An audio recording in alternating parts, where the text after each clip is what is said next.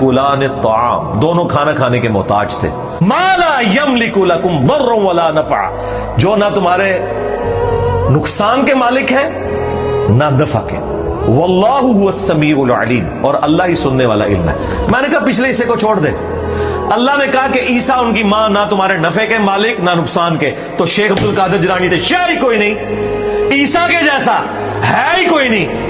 تیرا عبد القادر جیلانی تھے، شاعر ہی کوئی نہیں. اللہ پاک کے جتنے انبیاء ہیں وہ اللہ کے سوا کسی اور کے محتاج نہیں ہوتے.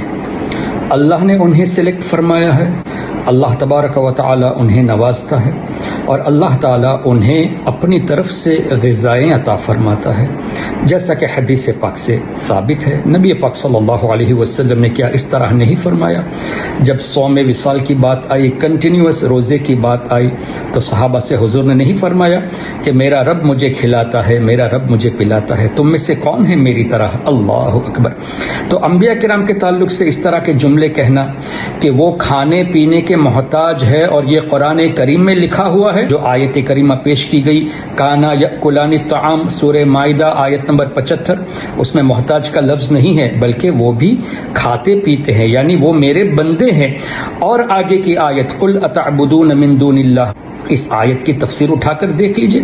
حضرت عیسیٰ علیہ السلام کو معبود سمجھ کر، اللہ کا بیٹا سمجھ کر عیسیٰ علیہ السلام کی پوجا کرتے تھے.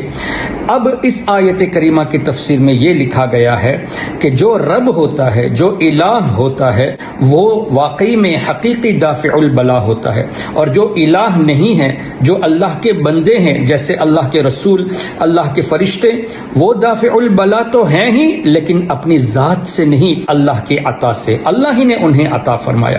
یہ تو واضح طور سے تفسیر میں لکھا ہے.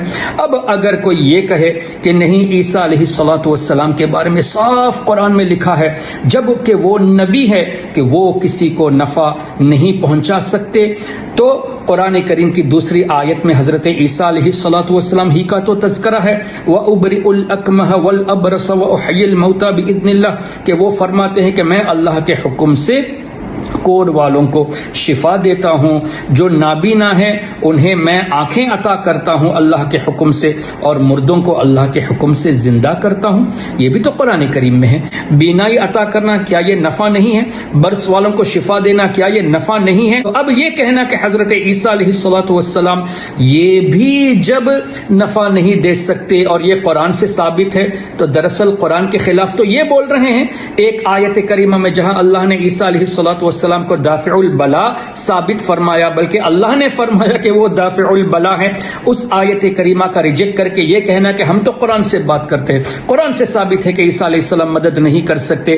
یہ لوگوں کو بیوقوف بنانا ہے، اور وہ بھی قرآن کریم کو مسکوٹ کر کے، قرآن کریم دکھا کر قرآن کریم کے خلاف لوگوں کو عقیدہ بتانا ہے. اب اس بات کو لے کے یہ بھی کہنا کہ عیسیٰ علیہ السلام جب یہ نہیں کر سکتے تو اللہ کے اولیاء غوث اعظم شیخ عبد القادر جیلانی یہ کیسے کر سکتے ہیں؟ یہ باتیں وہی کر سکتا ہے جس کو اللہ تعالیٰ کی قدرت پر یقین نہ ہو. اللہ تعالیٰ جب اپنے نبیوں کو یہ طاقت عطا فرماتا ہے، یہ طاقت عطا فرماتا ہے، تو نبیوں کے صدقے میں ولیوں کو بھی عطا فرماتا ہے. جیسے مشاہدات میں ہے کہ سرکار غوث پاک شیخ عبد القادر جیلانی رضی اللہ عنہ نے بھی اللہ تعالیٰ کے حکم سے مردوں کو زندہ کیا، اور کتنے بیماروں کو اللہ تعالیٰ کے حکم سے شفا عطا فرمائی، جو تواتر سے ثابت ہے. پڑھ لیجئے کتاب بہجت الاسرار، جس کے تمام راوی بھی اللہ تعالیٰ کے نیک بندے ہیں. یعنی ایک طرق سے تمام راویوں نے یہ بتایا ہے کہ ہم نے فلاں سے سنا، ہم نے فلاں سے سنا، ہم نے فلاں سے سنا، انہوں نے غوث پاک کو اس طرح کرتے دیکھا ہے.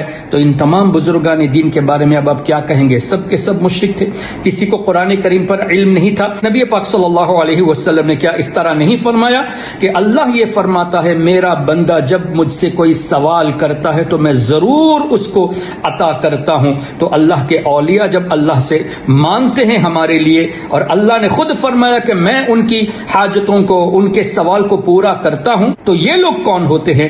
ان آیتوں کو اور حدیثوں کو ریجیکٹ کر کے لوگوں کو گمراہ کرنے والے۔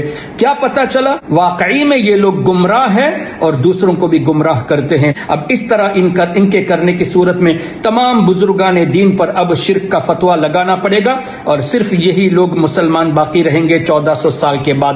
اللہ تعالیٰ عقل سلیم عطا کرے اور ایسے شریر فتین لوگوں سے اللہ تعالیٰ قوم کی حفاظت فرمائے، آمین۔ والسلام علیکم ورحمۃ اللہ۔